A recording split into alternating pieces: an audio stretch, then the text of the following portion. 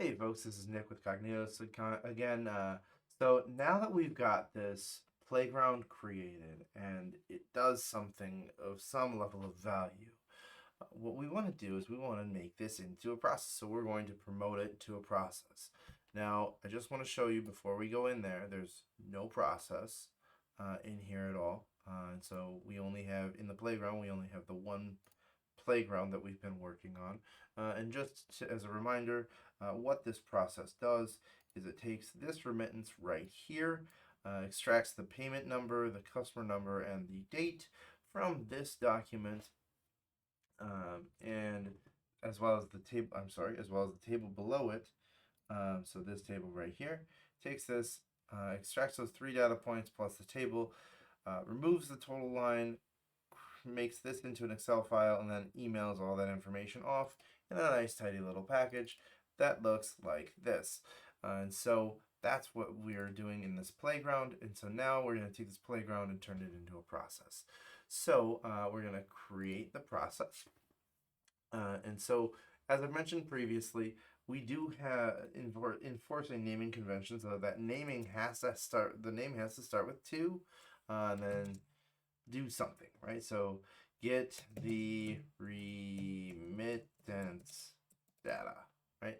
And so this is important because I know that I had some challenges with this when I first started, and so it's really you just have to distill it down to what are you trying to do in this process, and it's important because later on, if you want to call this process from another process, then you would say get the remittance data, and then Kognitos would say, oh, that Cognito the get the remittance data refers to another process. Let me call that process from this process, which is pretty neat, but more the 201 class. So let's go ahead and click Create Draft Process. And so what this is going to do is first look to see if there's any kind of learnings or anything. It looks like it's just gone straight into draft, so we're good to go. And so it's as simple as that for getting in for populating the process from a playground. So if I go to processes, you'll see get the remittance data. It's in draft status, right? And so what you can do here in draft status is you can go in here and you can say Bob's your uncle. Now, I wouldn't say that you should do that because if you do, that's probably going to break everything that we've already tested. But showing you that in draft status, you can absolutely edit the process here, and then go ahead and run it and test it. And that's how you would do it here. Also worth mentioning, within draft status, you get the same benefits as every published process. So you can copy a process email to the clipboard. And so what that means is now what we can do is instead of in the previous email we manually fed in a document. Now what I can do is I can paste in the to field this email address, and I can take the um, file that we had as an input and just drag and drop it onto the email, and now I can send that email off even without a subject. That's fine. And this way we can engage that process right away. Now we can still start off the process by clicking run, and it's going to run the exact. It's very similar to the way that it was in the playground, except now it's being run as a draft process.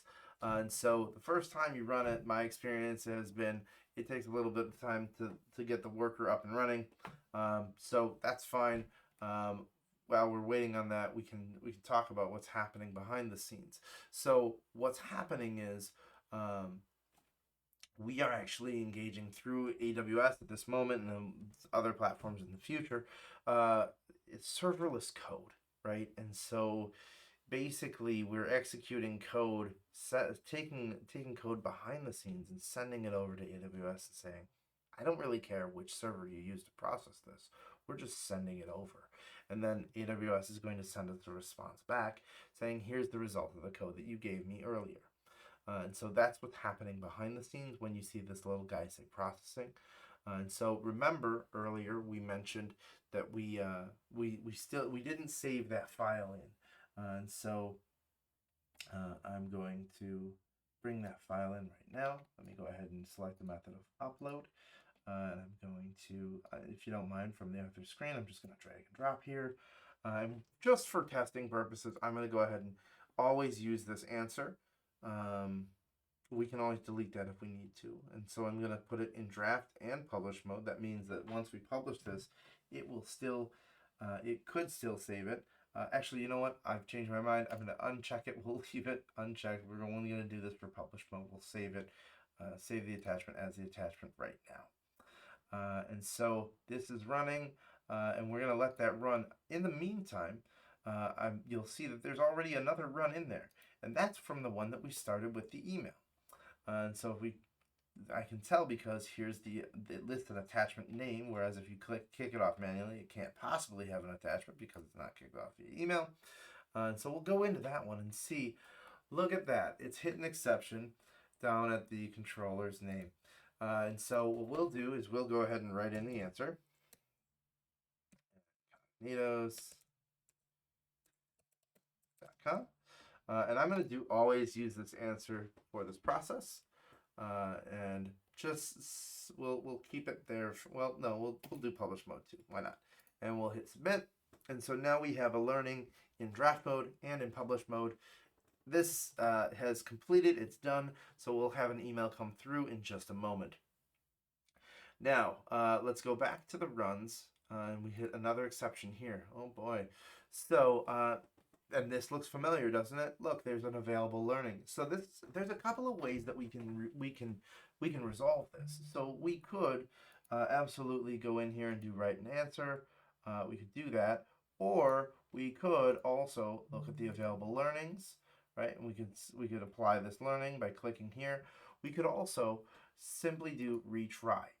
And what retry does is it's going to retry this exception and see if maybe there's another answer that it can get. Because I know that there's an available learning now, and so it should absolutely, as it just did, pick up the email address that I fed it as the learning there. And so now it's done. So it's sent it off to my email address. And so that is draft mode. Now, publish mode, I'm going to show you. So now that we feel a little bit better about this, what we'll do is we'll go here and we'll click publish drafts. Okay, and so you click here, we can take a look at the new learnings, and we can see that there's a file here, there's a name here. Let's say that this is applying learning to draft only. Okay, great. We'll leave it right there. So now let's go back to, we'll go ahead and click publish, say, yep, we are good to go. We're okay with this. Have a good day. And so now we have this published version. And so this little arrow, drop down arrow, gives us the health. We have no data. That makes perfect sense because this is a brand new process. So let's go into the process and see what we have. And we'll go into learnings. I want to see, and you know what? It says apply learnings to draft mode, so let's leave it there. It looks like it's all in draft. So let's go ahead and test this process. So before I do, I want to show you here now on the publish page, the publish process. I can't type. And that's because this is rigid. If I wanted to go ahead and edit it, I have to click edit, and what this is going to do is create another draft mode, or another draft version, sorry. And I want to show you what that looks like very, very quickly. So it's published. If I look at the processes, we only have a published version. That's how it goes right now. If I go back into the published version, and now I go edit, okay, what it's going to do is, hey, another draft of this process is going to be created. The live process will be unaffected. That means this published version stays right where it is, which is totally cool, because what we're going to do is now we have two different versions. We have the draft, we have the published. And if we go back to the published and go to the copy process email, and I put this in as a new email, you'll notice it says overview demo published, and this is the department, published or draft, and then the name of the process, and then a unique identifier to make sure that if there happens to be any other process in there that has the same name, we don't have any kind of overlap or race condition or any kind of issues. So let me go ahead and send this off again. I'll send this to the published process this time, and we'll see that come through as a run in just a moment. And so while we're waiting for that, I'm going to see if the process flow is generated. So yes, so what this is the process flow, and you just go to the kebab menu up here, the three dots on the right, and then do process flow, and you can expand this. And this is going to show you exactly what's happening in the instructions that we wrote, but trying to make it a little bit prettier, a little bit more condensed.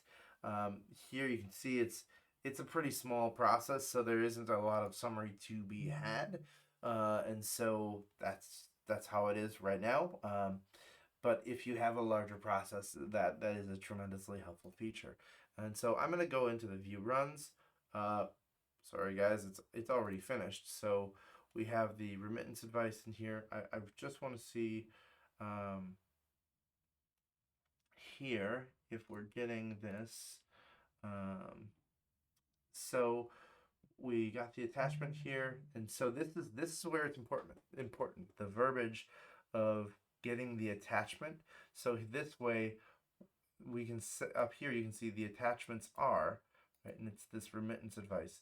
And what we did was, by design, because we were calling it the attachment in the first place, it was a completely smooth transition to going from a manual process into this email process, right? And so now that now we have this published process, we're good to go. Yeah, so this is how you go from a playground to a published state. One last thing I'm going to show you before I go is I don't want this draft process, so I'm going to just go up here and I'm going to hit discard draft, hit OK, and then it's discarded, and now you are just left with your published version of your process that has a single run and no exceptions at this point. And so in future in upcoming videos, I'll show you a bit about how to handle exceptions that come up and manage those learnings and things of that nature. So for now, I bid you adieu and have a good night or day.